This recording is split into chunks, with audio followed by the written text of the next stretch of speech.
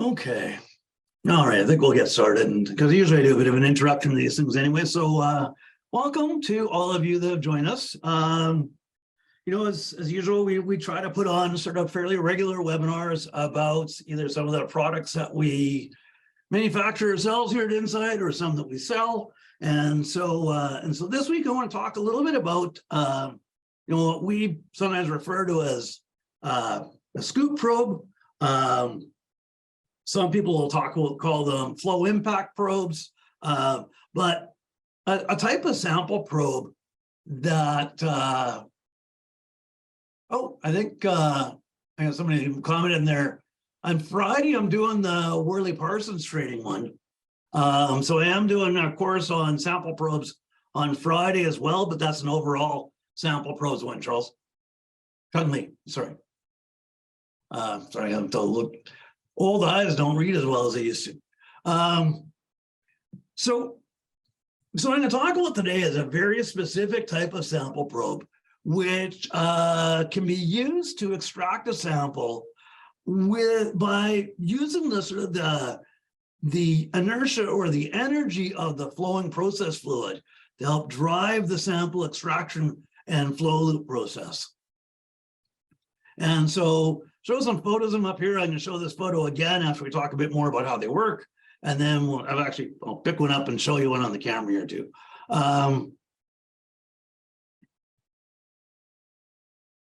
So usually I like try to give you a little bit of an agenda of what's going to go on today. So we're going to talk about these flow impact type sample probes. So I'm going to first give you a little bit of a description of who Insight Analytical is. Then I'm going to talk a little bit about analyzer fast loops and why we use them and what some of the issues are with them at times. And then to try to describe how these flow impact type probes or scoop probes work, I'm going to talk a little bit about how fluids flow around objects and kind of where the pressure builds up as they flow around an object, where the low pressure zones are, and how we can use that differential pressure to help to drive some flow. Speak a little bit about what we've done to try to optimize that, to make it work as well as possible, and then talk about some solutions that these can be used in order to help us do a better job of extracting process samples, improving response time, and potentially reducing environmental emissions. And I'll give a little launch at the end about some of the other products that we work with.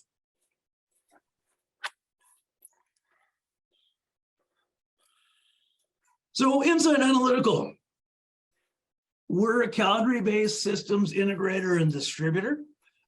So we are both a manufacturer's representative for other people's products. We manufacture some of our own products, and we integrate systems from analyzer sample panels to full analyzer buildings. We'll work on everything from the front-end engineering design to help you spec out what the best analytical solution is for an application, right through to field service and commissioning. We operate out of a facility in Northeast Calgary. We have about 20,000 square feet of accessible space, 9 bay doors in the facility, full 10-ton overhead crane that goes out one of the bay doors, can pick up an analyzer shelter, bring it straight into the building. For the Canadians, being able to put a Canadian registration number on, similar to the European Pressure Equipment Directive requirements, we're an AB 83 compliant fabricator. We can build systems that have CRNs, and we've delivered systems with CRNs to Alberta, BC, Ontario, Saskatchewan. A lot of the folks that work here are people that have worked with at other companies. We bring a lot of experience in doing large engineering type projects, working with some of the big engineering companies. And so we do a great job on the documentation side. We have fantastic drafting and excellent design resources, journeyman electricians on staff, and we'll do full FATs on analyzers right here in Calgary.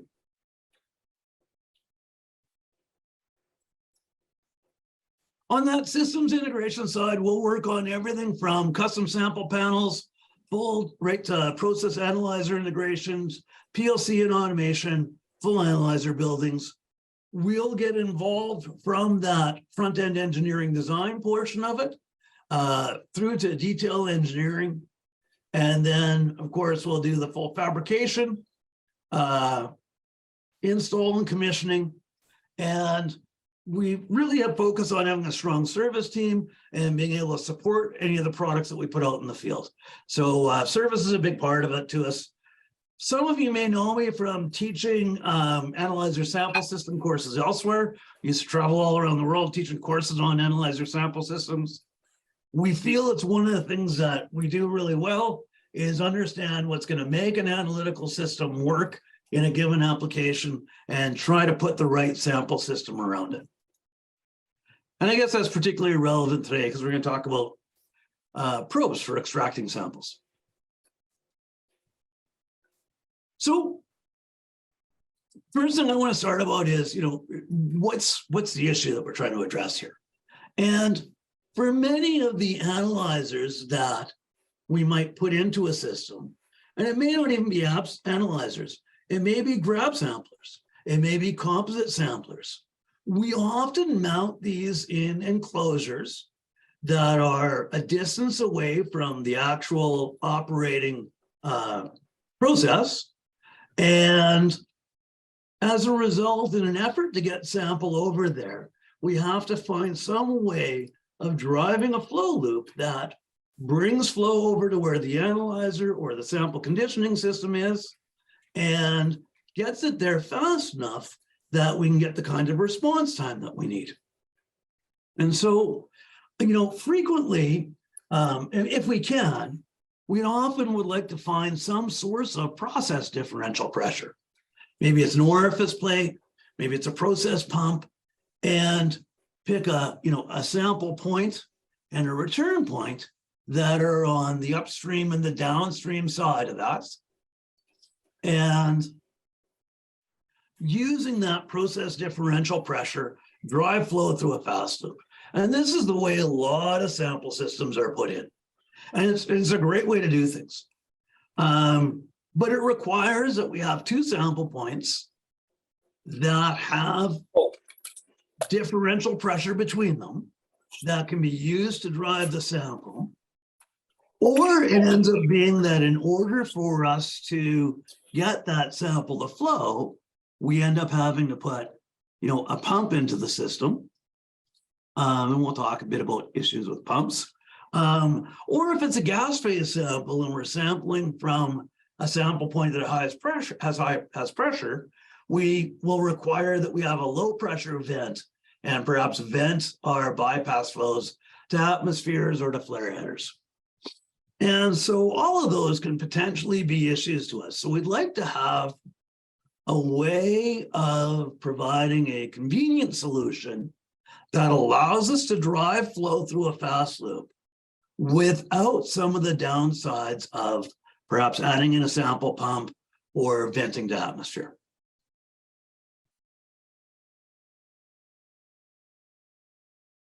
And so, we put these fast loops in because oftentimes, whether it's an analyzer or something like a composite sampler, it may not need an awful lot of flow that goes to the actual analytical device.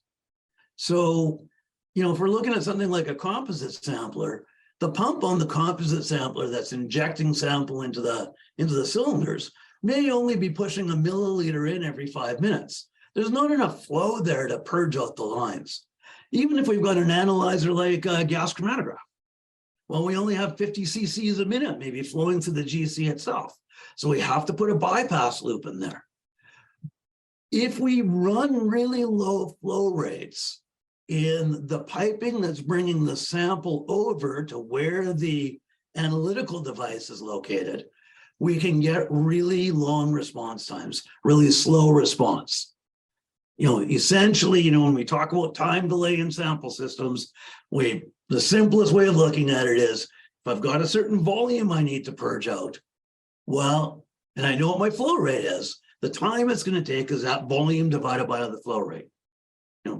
So like if my coffee cup holds 500 milliliters of coffee, and I know I'm flowing into it at 250 milliliters a minute, well, it's going to take 2 minutes to fill up the cup.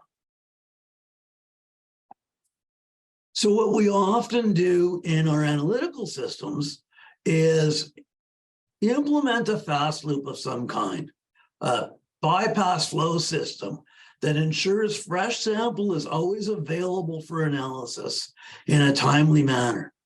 Then even if it's something like a GC or an online vapor pressure analyzer that only does periodic injections, we're sure that we have fresh sample there available for it to be injected. These often have to be well-engineered solutions because we have to consider things like how much pressure drop are we going to get along the line? Do I have enough delta P to drive the amount of fluid that I need? If it's a gas, how much is the gas compressed by? When I measure my flow rates, I see them at an atmospheric pressure event rotometer. And I really need to know, well, how compressed was the gas as it moved through my fast loop system? And did I actually get enough flow through there to get the kind of response time that I need?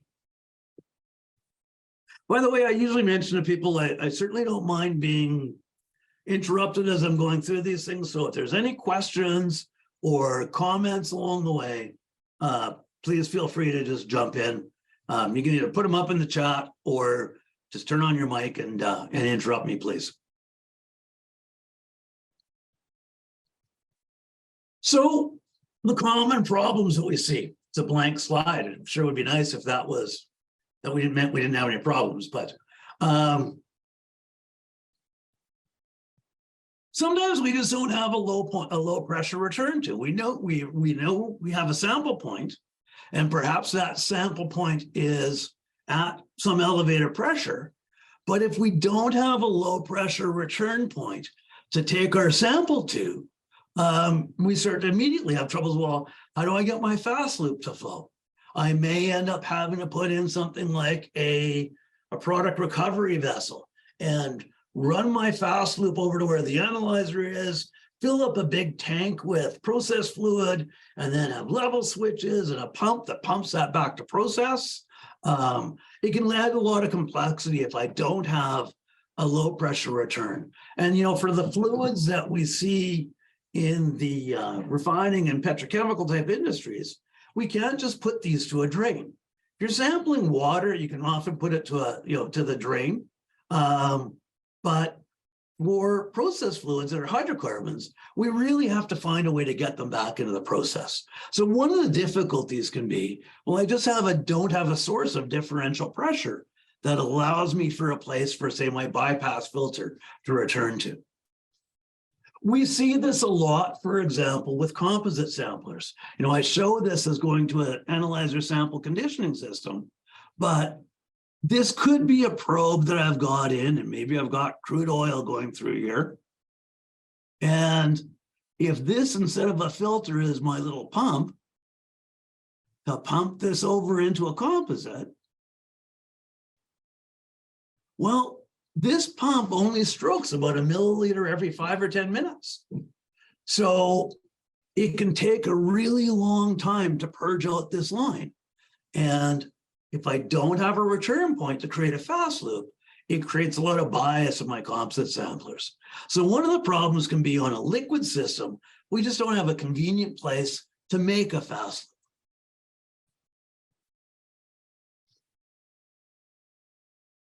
loop. We could return it back to the same pipe,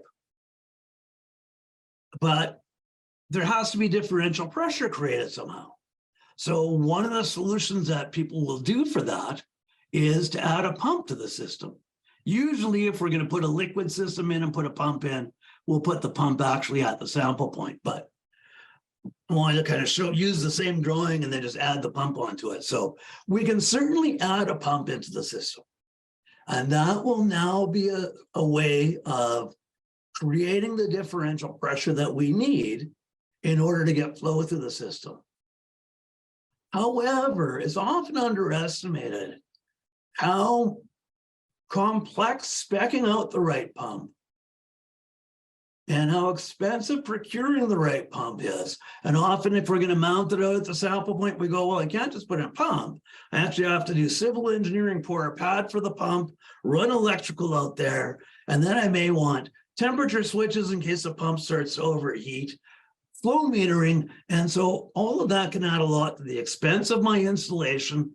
And generally pumps are maintenance items.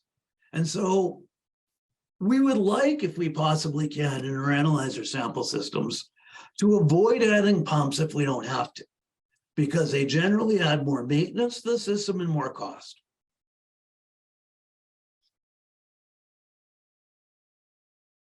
Another reason or another difficulty we may have is what to do with excess gas that we float in a gas phase bypass system. So if I've got a gas phase analyzer, those analyzers often run at low pressure. You know, if I think about something like my tunable diode laser spectrometer analyzers, or my lead acetate tape analyzers, one of my moisture analyzers, they all run at near atmospheric pressure. And so if my process gas was at high pressure, and I have to let down the pressure when I go across a needle valve for a flow meter or something, well, what do I do with that gas now? It's at lower pressure than the process, so I can't have it just go into the process. I may have regulated my pressure right at the sample tap, as we usually recommend people do to get better response time. If I put a regulator at the sample tap and then go to a low and then have low pressure gas, I can't inject it back into my process. So I usually either vent it to atmosphere or I put it back to my flare line. Both of those are coming under increased scrutiny, you know, especially for things like the natural gas industry. There's a lot of concern about, well, how much methane gets emitted from the analyzers, because that methane contributes to environmental emissions of methane, and, you know, methane's associated with greenhouse gas emissions. And so all of a sudden my analyzer vents becomes a part of my overall greenhouse gas emissions for my installations. Similarly, if I vent back to the flare header, well, now I'm increasing capacity at the flare header. So if I've had to run a lot of flow to get my fast loop to go fast enough, now I've increased the amount that's going out my flares. And everybody's trying to usually reduce the volume that's going out their flares right now. And then finally, another place where we often don't see the ability to put in a fast loop, but they would be really useful if we could, is when we're going to have, when we have a liquid sample and we're going to mount a vaporizer out near the sample tap. We'll often see this in refineries and petrochemical facilities.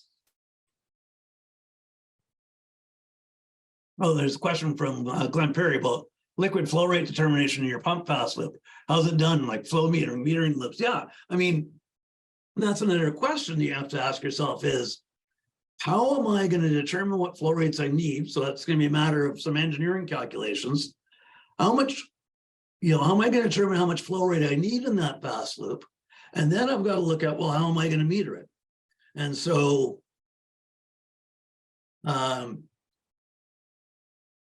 there's a few things that we can do, certainly. You know, if it's a fast loop for an analyzer and we're not worried about doing isokinetic sampling, we can sometimes just say, I'm going to pick a positive displacement pump, and I've done all my calculations that says, say, 5 liters a minute is enough flow, and I pick a positive displacement pump that's, let's say, capable of doing 5 or 6 or 8 liters a minute, and I say, well, now I'm just going to let the pump run full bore, and it's a PD pump, should give me 5 liters a minute.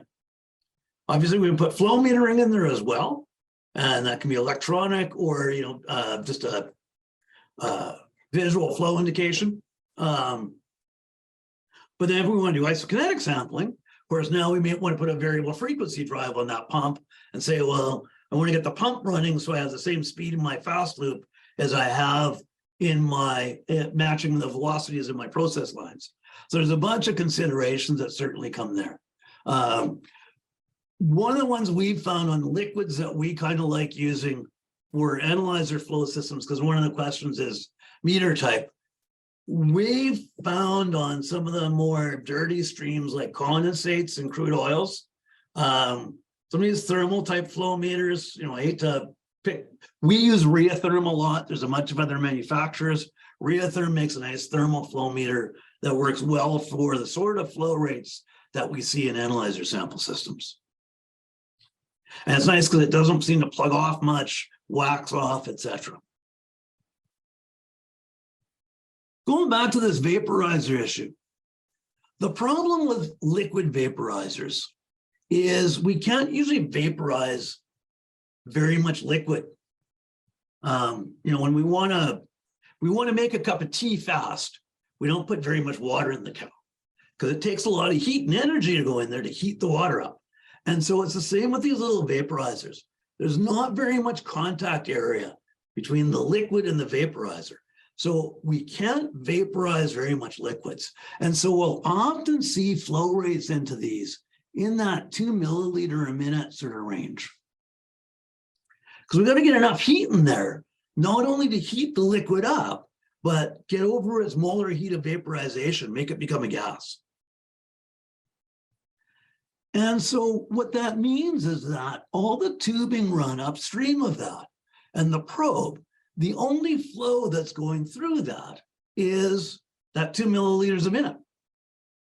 And so these can end up running very, very slow on the inlet side.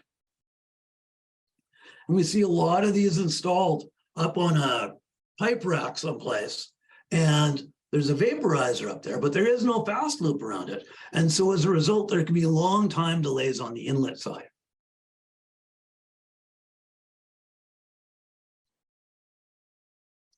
So what we'd like to be able to do is find an easy way to create that flowing loop.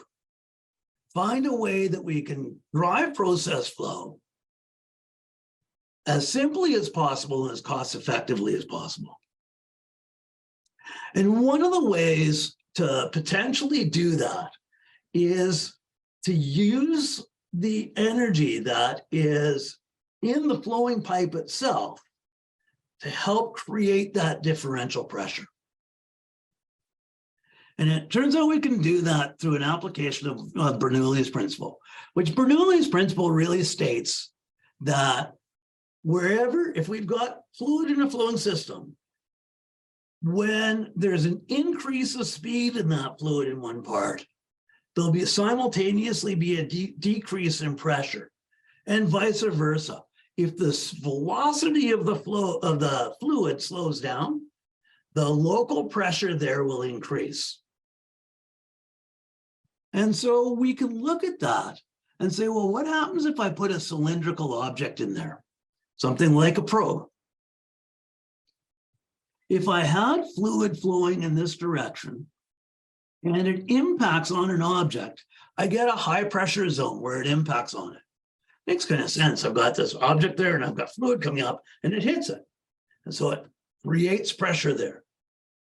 As it shears to go around that object, all the fluid that was coming in this flow line here has to now move around and go around the sides. And so as a result, the velocity actually increases along the sides of that thing. People have used this to drive flow, and one of the simplest ways to do it, I'm going to zoom because this picture is probably kind of small. One of the simplest ways to do it is to put in two probes. One of them with an opening that's facing towards the direction of flow. So this, I can't draw when it's like that. The opening facing the direction of flow gets a high pressure zone in front of it, because that's where the flow stopped, the velocity went down, and that pushes fluid up into the loop. And then we can have a return point with the angle cut of the probe or the face of the probe facing away from the direction of flow, and it gets a low pressure zone on that side. And as a result, it just continuously forces liquid through that loop. And so we can use that and then do something like mount our vaporizer right next to it. And now we've created a flowing loop. But it still requires 2 sample points. And it may not be the most effective use of the pressure and the differential pressure that we can create. There may be better geometries.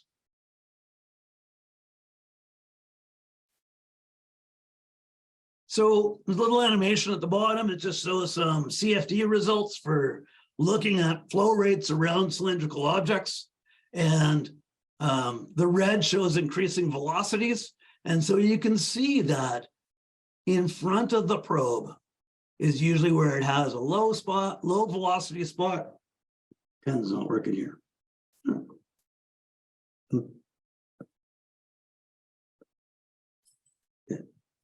Go back and replay that. Replay that. Let's see. Yeah. So it starts out blue and it says it's not flowing. They're showing what happens with increasing velocities. And you see a low velocity spot stays at the front of the probe, and the high velocity spots are on the side. Then you see that eddying starts. These are the Kalman vortices, the things that we measure with a vortex shedding flow meter. All of the thing that causes probe resonance. The important point I want to make here is that when we have fluid,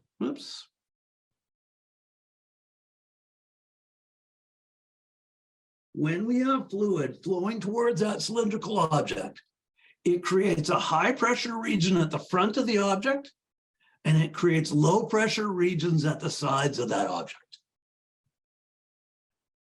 So what we can do then is use that to say, well, how do I get flow? I go from a high pressure region to a low pressure region. So what I'd like to be able to do is make fluid flow from that high pressure region to that low pressure region. So when we think about how can we design a device that would do this? So let's remember again, high pressure region is on the front, low pressure regions are on the side. We start out with a probe. I'm sorry, this is my art, not my drafting people's art.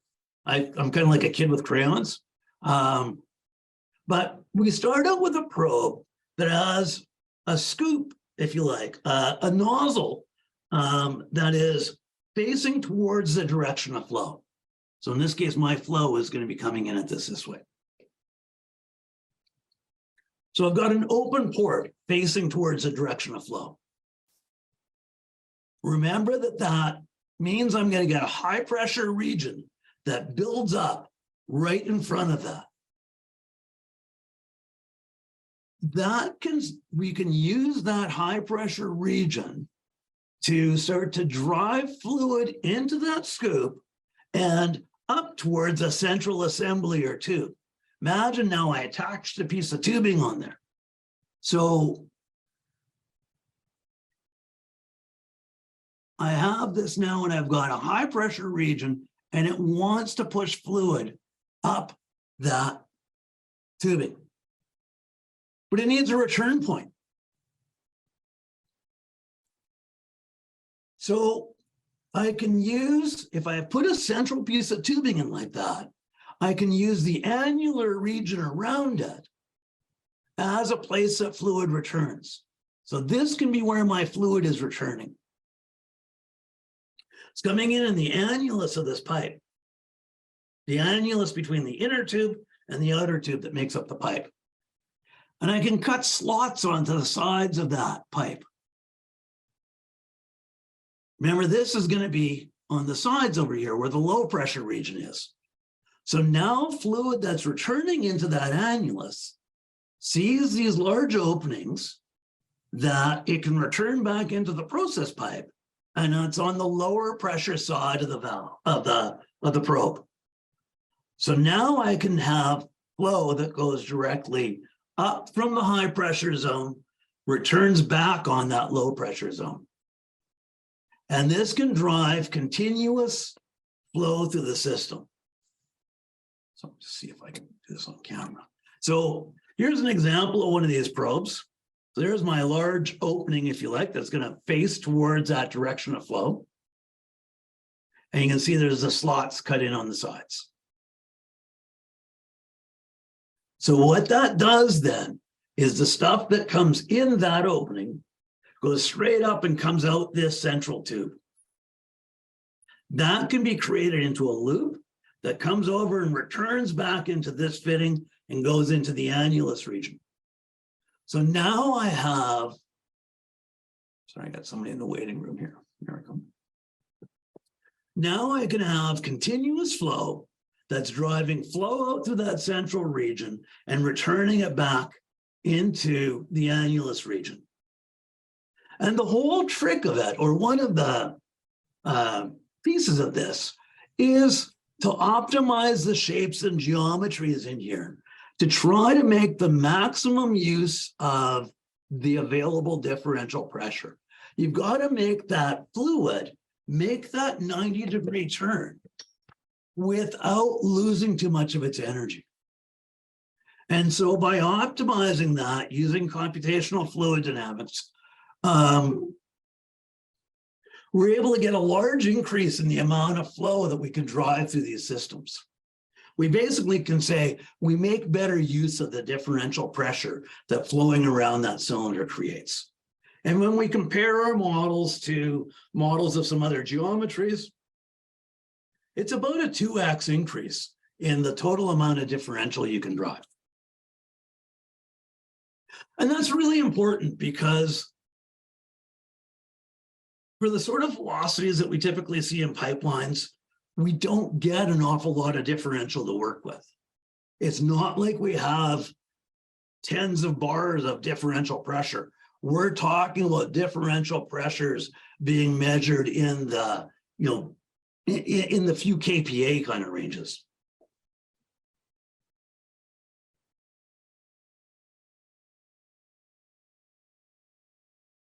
So then we can use that, like I say, to create and build a fast loop, if you like. So I just took kind of that figure from the other drawing. I've got my high pressure region over here.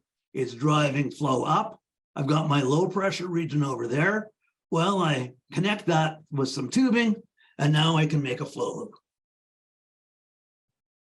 So a flow gets driven up to the central tube, returns back into the annulus, and back into the process on the side vents, creates a fast loop that's running at the same line pressure as the process. So if my process fluid was, let's say, at 20 bar, 300 pounds, I'm 300 PSI through this entire loop.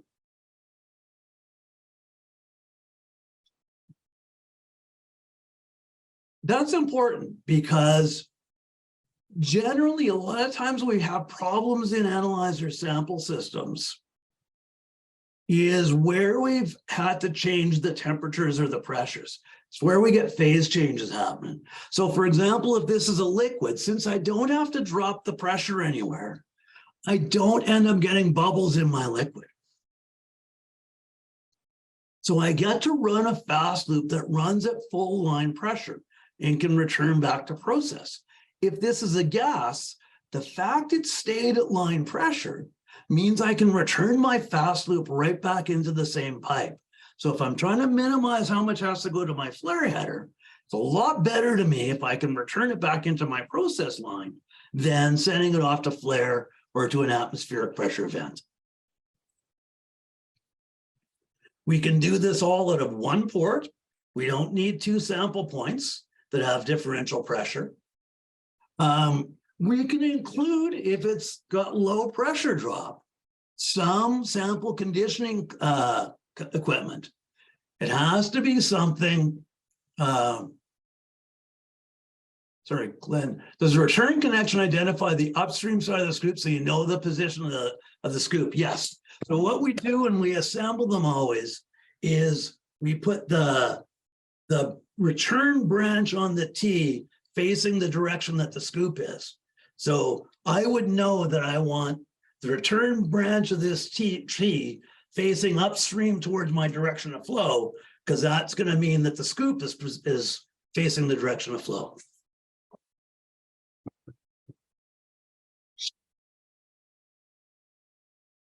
So the limitation with this, though.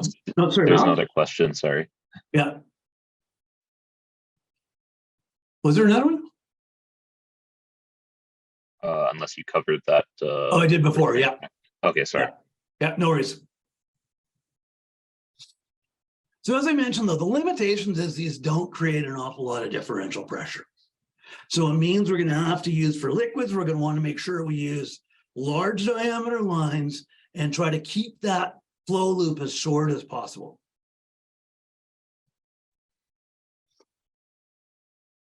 So this is just a little visualization of, let's see if I can get this to run.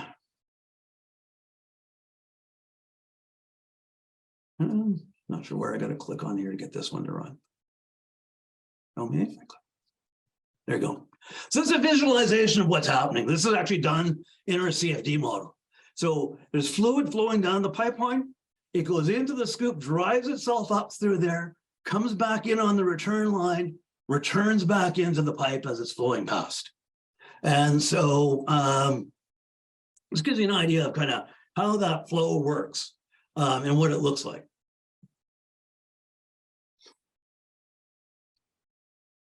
So in gas phase applications, for example, broken. In gas phase applications, for example, we might be interested in doing this because I've got a natural gas pipeline, let's say, and I've got a bunch of analyzers in my metering building, and every one of those analyzers often has a bypass filter and a bypass vent on it. And I do that to try to get enough speed of response. If I vent all that, you know, we can see vents from analyzer buildings of 5 liters a minute of methane. Well, 5 liters a minute of methane is a mole of methane every 5 minutes. You start to work out the numbers, and it's actually, you know, if you're a believer in that sort of thing, it's a pretty significant greenhouse gas emission. And so if I can run a fast loop that returns back to the process, not only do I get to put that back into my pipe and sell it as natural gas, but I can dramatically minimize my amount of natural gas emissions. And it turns out scoop probes work really well with gases. Because gases have low viscosity and low density, they don't get very much pressure drop as they flow through the tubing. Also, because gases are compressible, the system is able to sort of self-prime itself very easily and start flowing right away. So a major advantage of these can be that they reduce venting. And we can set that fast loop up so that it runs on the bypass side of, say, a membrane filter or a coalescing filter. So now I can flow out to my analyzer building to my first stage coalescing filter and return it right back into the process. And to get an idea of the kind of flow rates we can generate and response times we can generate is, you know, we ran through an example where we said, well, the gas in the pipeline is essentially methane, 10 meters per second in the gas pipeline. It's actually slow compared to, say, what somebody like TransCanada Pipelines runs at. You know, they'll often see 20 meters a second. And we get more differential. The more velocity there is in the pipeline, the more differential we can generate. And the more velocity we'll create in the fast loop. But at 10 meters per second, with a 45 bar natural gas, so what's that, about 700 pounds? If we had 150 feet of 3/8 inch diameter tubing for the lines, we'll flow through that at about 1 meter a second. We'll be driving 110 standard liters a minute through that high pressure fast loop, returning it all back into the process.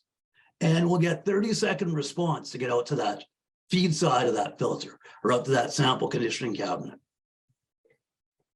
So this might be a coalescing filter. It could just as easily be a gas composite sampler. And this could be how we drive a continuous loop past our gas composite without having to vent anything, returning it all back to process. If it's an analyzer, we might add some additional sample conditioning down here, flow rates, flow meters, regulators, and all that sort of stuff. But the advantage here is that we can run a high pressure bypass and return and put it right back in the process. And all of that bypass flow, which is most often our largest flows in the system, is now going back to process instead of venting to atmosphere or to a low pressure flare header.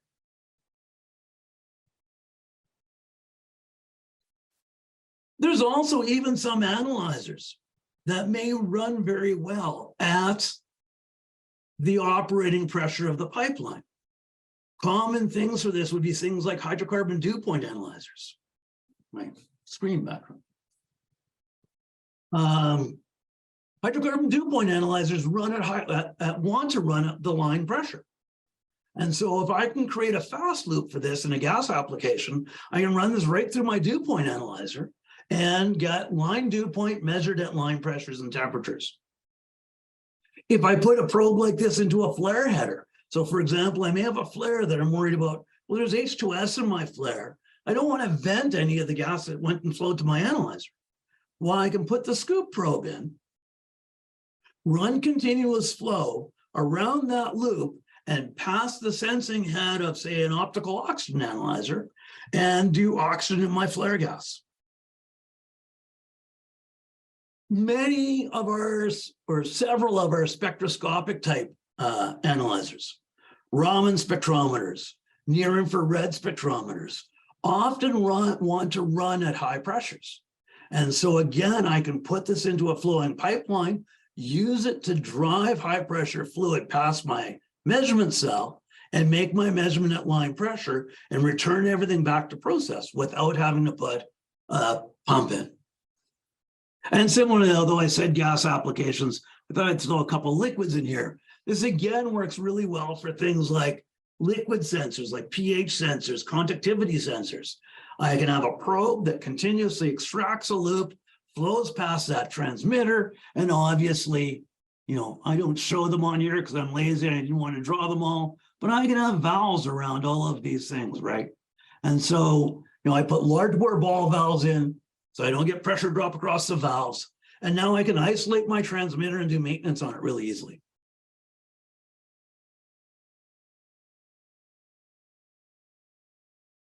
Liquids applications are more challenging. The graph over here shows, sorry, I know the text is small, I'm going to zoom it right away. This is velocity in the pipeline down here. And this is how much delta P going up this way. And it's in millimeters of water vapor, of water.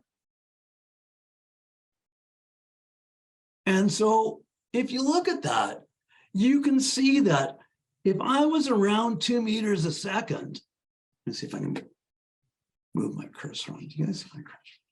If I'm around 2 meters a second, I end up, depending on whether I'm a low viscous LPG, so LPG with a viscosity of 0.2 centipoise, density around 600 kilograms per cubic meter, or a heavy crude, 25 centipoise, 900 kilograms per cubic meter, I'm going to get sort of between 300 and 500, call it 400 millimeters of water vapor for delta pressure, of water, millimeters of water. So it's not an awful lot of DP. I have to make sure I don't have a lot of pressure drop in the rest of my system, or it won't be enough differential to start getting it to flow. So what are some of the considerations I have to have? I have to try to, for liquids, I'm going to probably want to try to keep my lines fairly short and use large diameter lines. Certainly I want to use a bigger return line so I don't get a much differential, not much pressure drop along my return line. And that's going to help me be able to optimize my response times. I got to make sure I don't try to flow uphill. If I try to flow uphill, I have hydrostatic head. Remember, we measure pressure in how many millimeters of mercury or how many millimeters of water it will push up into a column. So if I've only got 400 millimeters of water for differential pressure, that's about 18 inches of water. I can't go up more than about a half a meter or the system will have difficulties priming itself. Now, if it's a liquid at high pressure and there's gas in the flow lines, the liquid will actually compress the gas and be able to move up higher. Can you use this device? Yeah, I wouldn't see any reason why you couldn't use it to get continuous flow beside a density transmitter for a LAC. Not familiar with the Densitrack, but I'd have to look at see how much DP there is across it. But if it's just I'm not sure, like, is it a vibrating fork type densimeter? But a lot of time, yeah, I mean, something like a density transmitter. Yeah, again, we'd have to, it's going to depend a little bit. These are great questions. I mean, we have to do an application review for these things. We have to know what the velocity in your pipeline is, how fast it's flowing, and then we can calculate how much DP we can create. If we know the velocity, actually, I've got a slide that comes up with sort of all the things we need to know, kind of engineer a job. But yeah, for a 1/2 inch NPT process connection, we have a 1/2 inch NPT probe that can go in and drive differential pressure.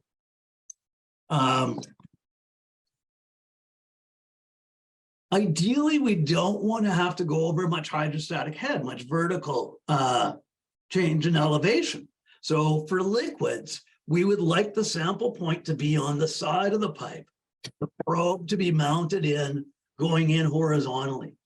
Because now if I mount it vertically, I'm taking whatever pressure's here and saying I have to drive it up the height of this probe.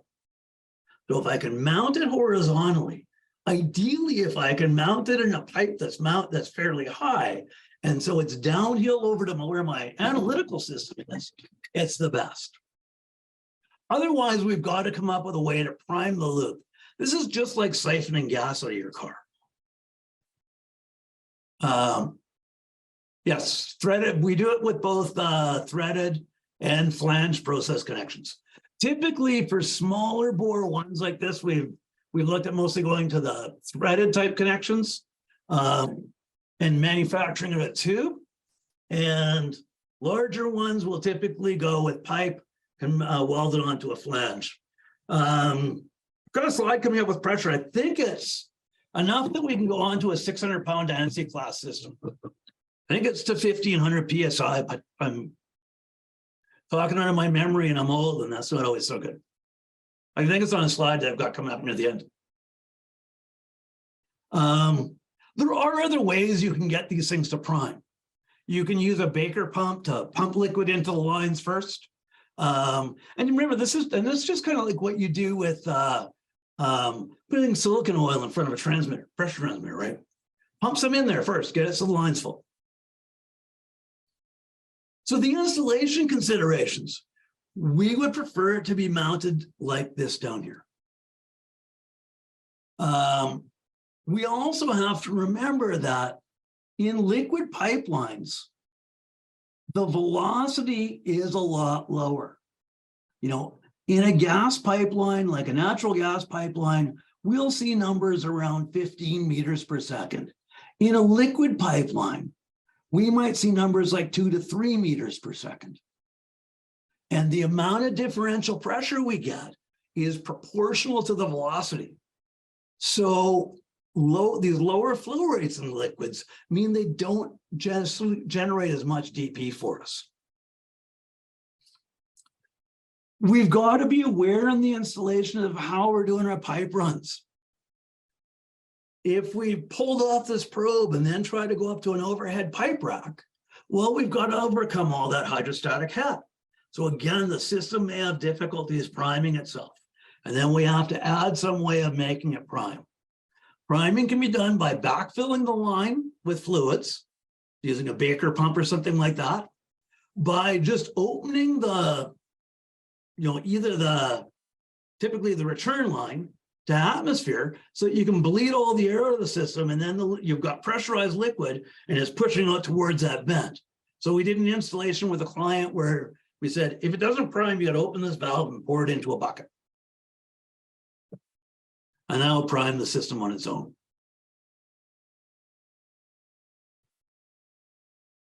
So remember we said, well, let's go back and look at one of our problems, or at the problems we were worried about.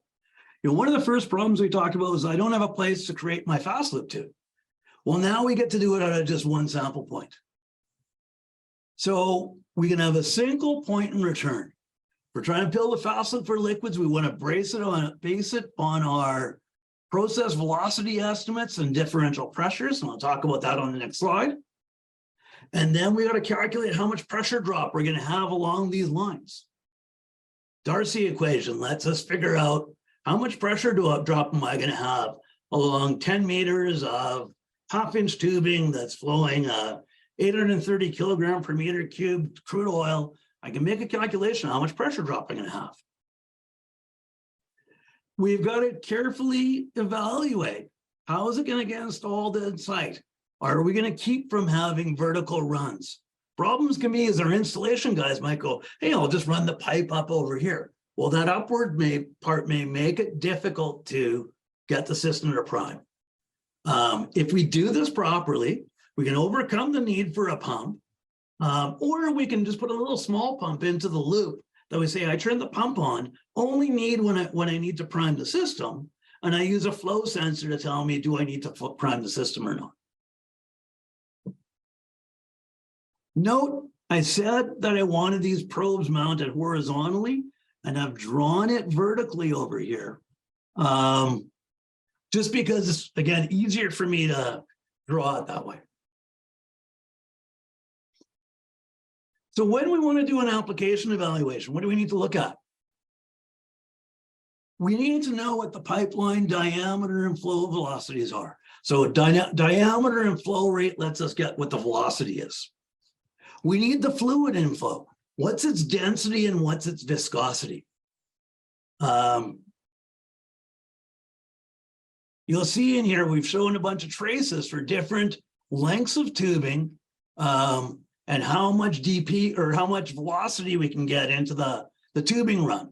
So that lets us figure out response times. And we did that as a function of the average process velocity.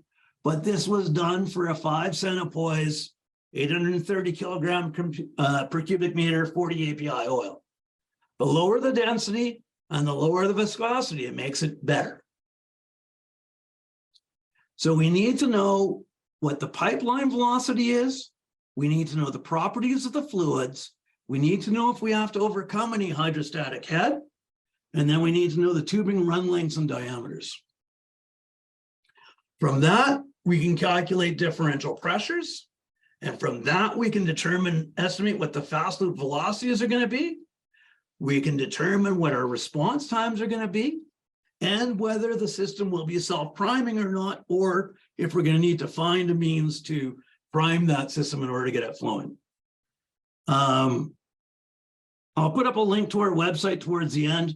We do have about a 4-page application note up there, and it gives you some guidelines for how the system might run with different fluids, say with light crude versus, with light LPGs or condes compared to heavier crudes and things like that.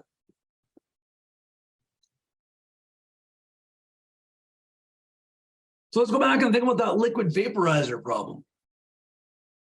You know, the issue was, even in a relatively well-designed system, we might have something like 12 inches of SCED 160 pipe sitting in here as a probe. We're going to have some volume in the gate valve, and we might have some tubing that runs over to where the vaporizer is. If we're only flowing sort of a typical number where a lot of vaporizers work well, something on the order of 2 milliliters a minute, I'll answer that question right away. It's a good one too. If we're only flowing something like 2 milliliters a minute, you'll take about a half an hour to purge out that probe and valve. So you have at least a half an hour time delay before you even get into the vaporizer. There's a question about minimum pipe diameters you can work with to take samples from.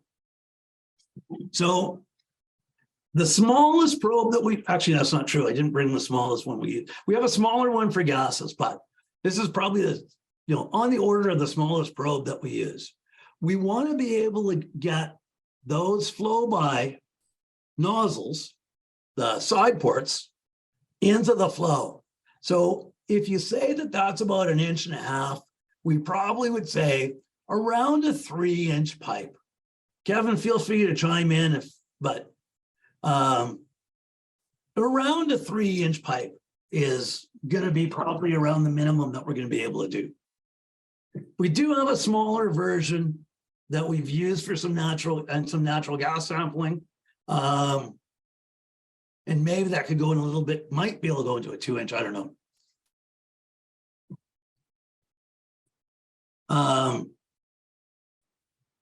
So if we use a system like this, we may have 40 minutes of delay. If we put a scoop probe in and keep the run short,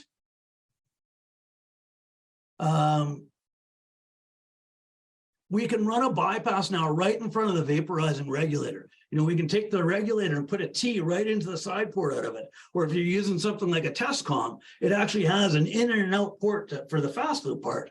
And so you could connect those two ports up into it, have continuous flow going through there, and even possibly put a small inline filter, like one of those 1/2-inch Swagelok T-type filters. One of these sort of little T filters in front of there to prevent the regulator from getting contamination in it. And get that response time down to 1 minute. Not only that, we can run those lines large enough. A lot of times I go to refineries and I see these vaporizers up in a pipe rack and there's no platform there. So I go, well, how does anybody ever go up there to do any maintenance on it? Oh, we build scaffolding if we think we have to do maintenance. Well, that's crazy. But they do it because they know they have to they're trying to keep this line short. Well, now we can say, well, I can put my probe up there, bring my fast loop down to say where there's a platform and put my vaporizer in a maintainable location. So it allows me to put the vaporizer someplace maintainable and get better response times. Specifications was it, right? So sorry, for this 1-inch probe, I think this was done for this guy. So typically we've said 4-inch pipe here. With the smaller probes, I think we can go a bit smaller than that.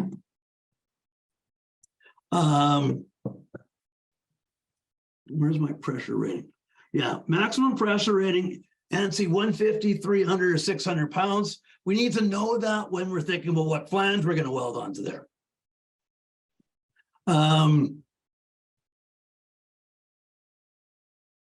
I think that's all I'll cover on there right now. I guess just to mention, we'll do the full resonance calculations as well.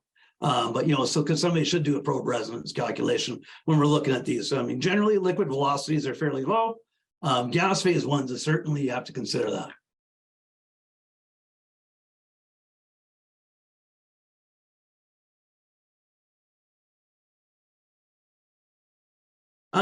Okay, well, that sort of wraps me up on this thing. I talk quick, just briefly, give you a little bit of a sales pitch as well. But first, I'll mention that, I've got them sitting right here. Like I've sort of been holding up this one a lot. This is the 1-inch pipe version of it. So you can see it's got a big pipe fitting up here, welded, of course, has me welds, inspected, all that stuff. 1-inch tubing version. So drilled through NPT fitting, so we could just screw this into a threadlet, screw it into a flange. 1-inch tube on this end, returning out on 1/2-inch tubing. 1/2-inch tubing version, smaller heads, of course, but again, just a drilled through NPT fitting, flowing through 1/4-inch tubing. Now, again, that's the sample and return points are that. There's nothing that stops us from putting a pipe diameter and going to larger diameter tubing in the loop if we're trying to minimize pressure drop along the loop.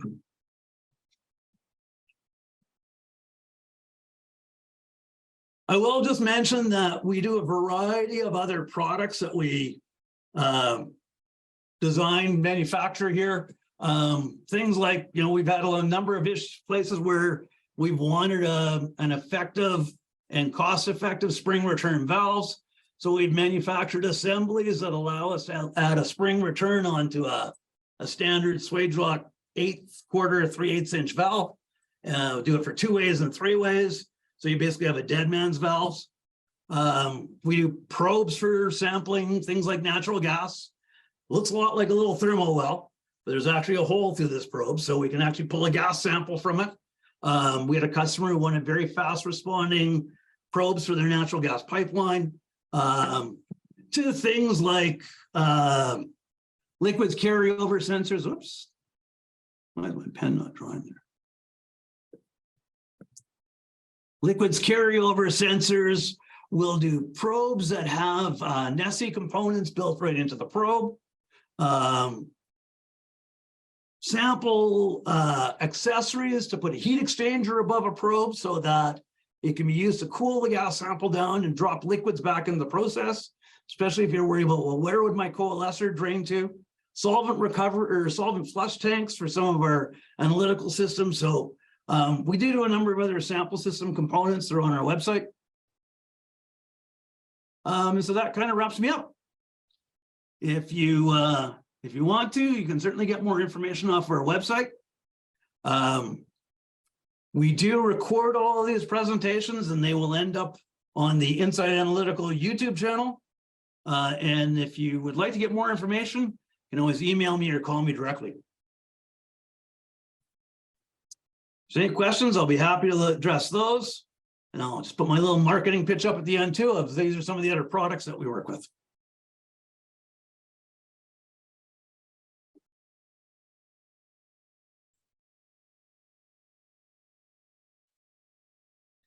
Hey, Phil, Dale here. Yo, Dale.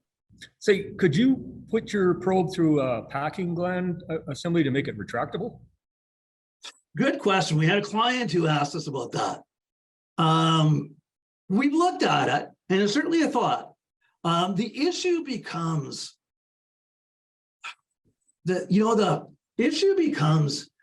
you've got usually a flange and then your packing gland. You got to be able to pull the probe back through all that, and the probe length gets longer. Yep. And so the issue, I have a lot of issues with probes going through packing glands. The client we had, I said, well, I don't want to do it because I can't pass a probe resonance calculation. And by the way, none of the probes you have in right now with packing glands in them pass probe resonance because they're too long. Right. But yeah, since it's a tubing, the tubing type probe, of course, has a smooth enough outer diameter that in theory, you could put it right through a packing gland. Right. Yeah. Okay. Thanks. Yeah.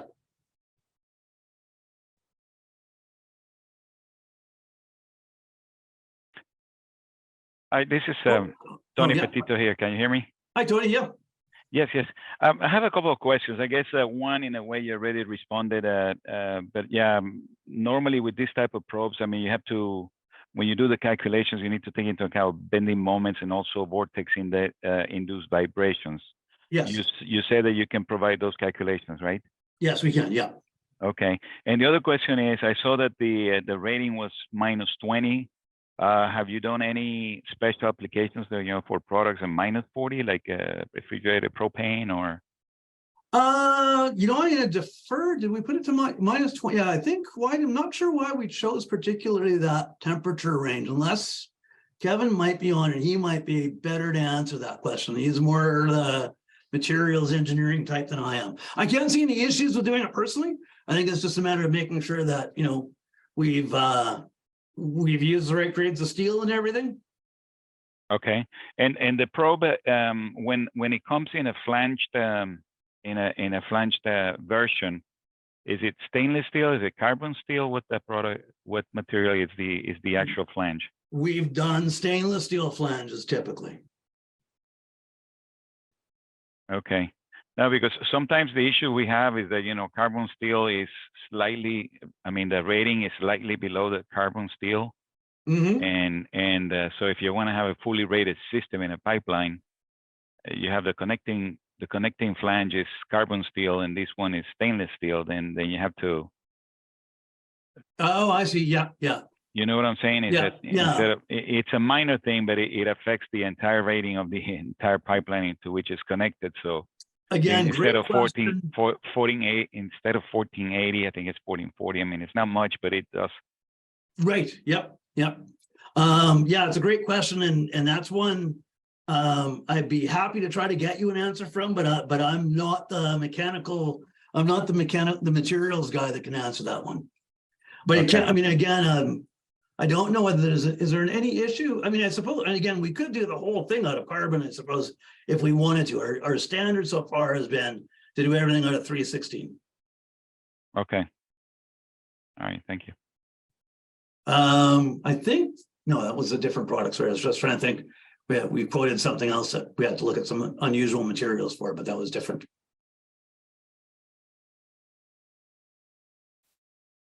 Cool. Yeah, if there's nothing else, like I say, you should all get an email from us that will give you a copy of all the slides. And also we'll have a link to the YouTube. Thanks, Glenn, appreciate that. It'll have a link to the YouTube video once it goes up. And thanks all for attending.